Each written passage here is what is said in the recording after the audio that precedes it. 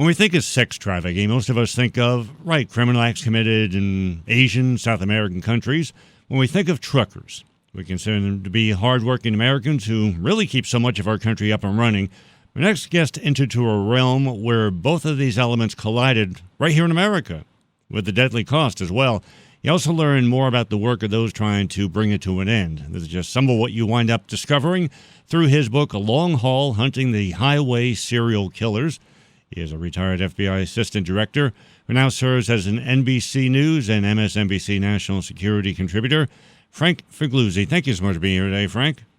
Yeah, Chris, I'm glad we could get this on the calendar and get some light on this rather dark part of our highways. Well, certainly, because image being what it is, and opportunity being the foundational element of a crime, you really bring the book Long Haul. Give us an example. What level of evil are we talking about here? What's being perpetrated? Well, let me tell you something.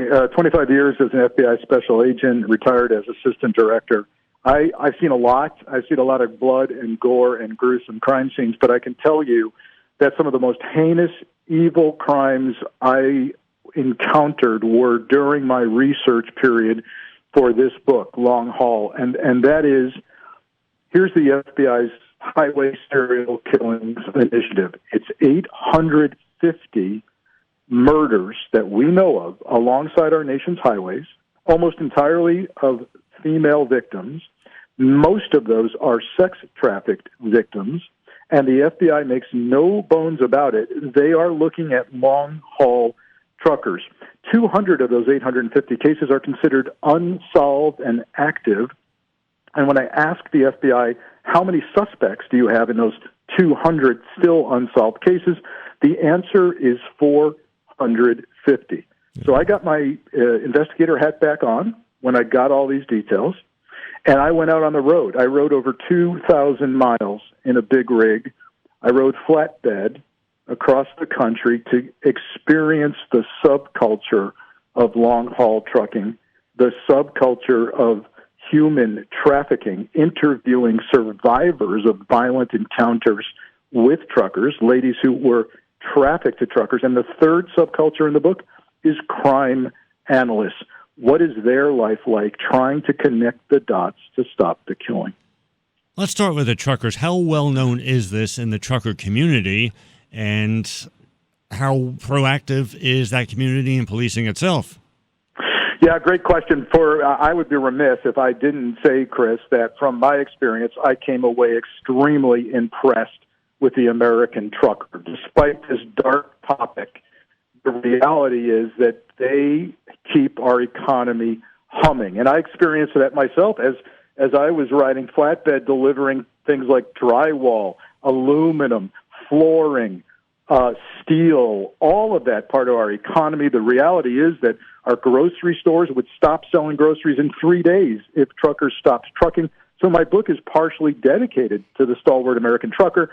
But then there's the dark side. And the dark side is that there appear to be a fraction of truckers attracted to the long-haul profession. By the way, the number one profession of serial killers is long-haul trucking.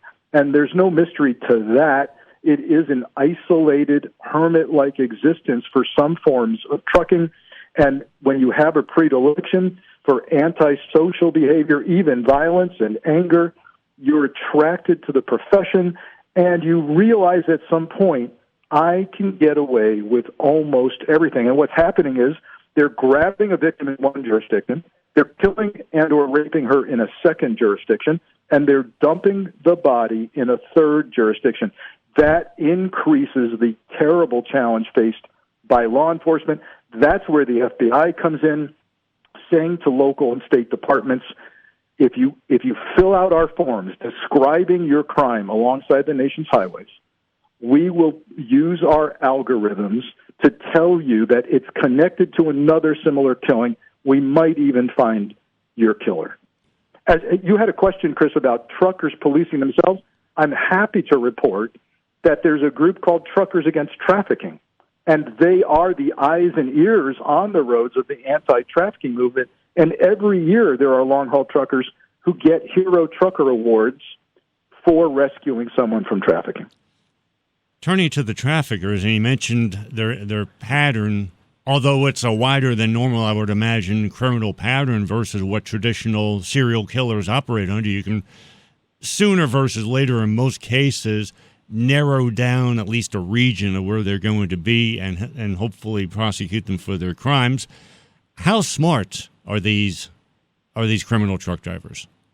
You know, I would choose brazenness over intellect for many of these killers. This is impulse killing. They don't stop doing it. In fact, it still happens.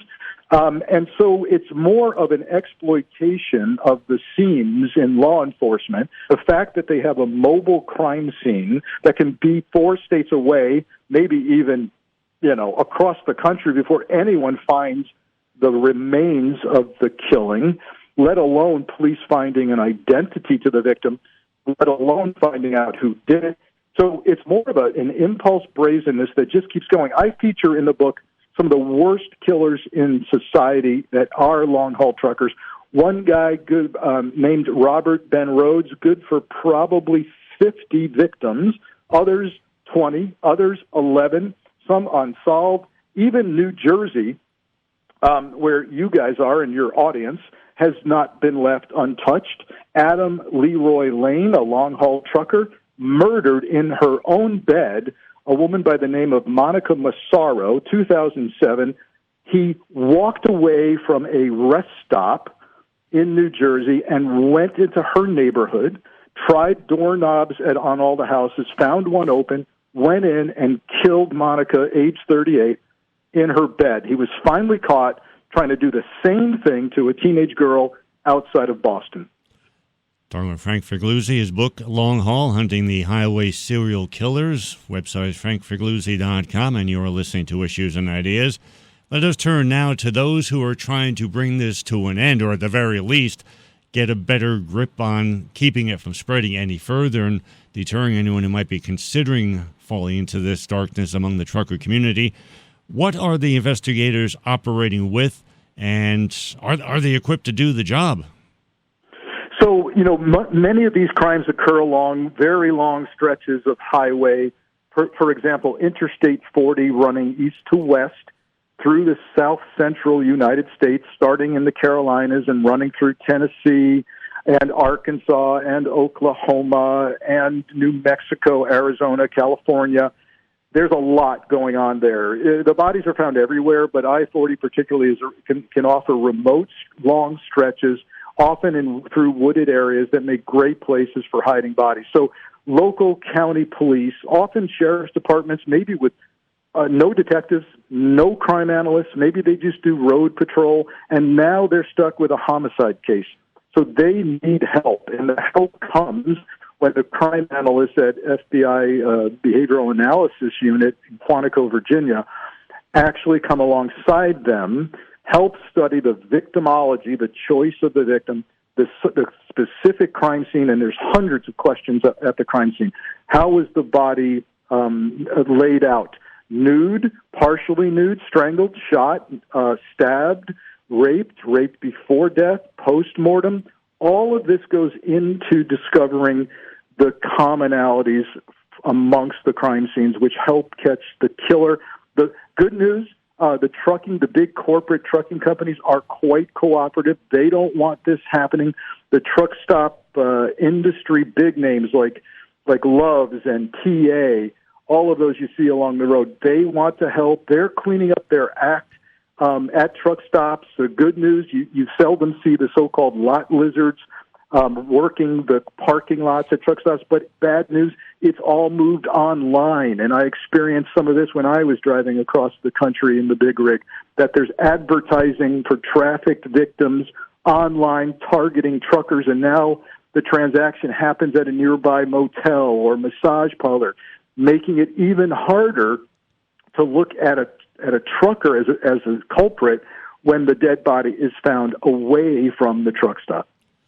Frank gives you an absolutely incredible look at something that I'm wagering one of my safest bets I'll probably ever make. You never knew was happening out there. I think back to when New Jersey had the Super Bowl over a giant stadium, and yes, it was in New Jersey, not New York, so let's not get into that.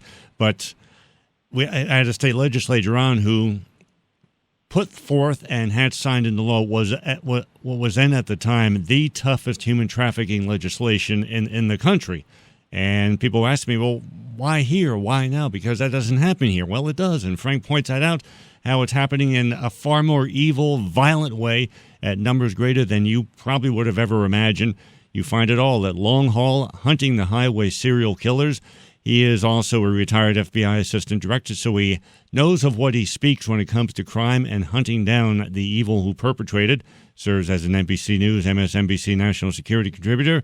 On the web, frankfigliuzzi.com. Frank, thank you for helping us be aware, because that awareness is one of the major steps toward resolving issues like this. Thanks for being here today. Thanks to you, Chris, for helping get the word out. I appreciate it.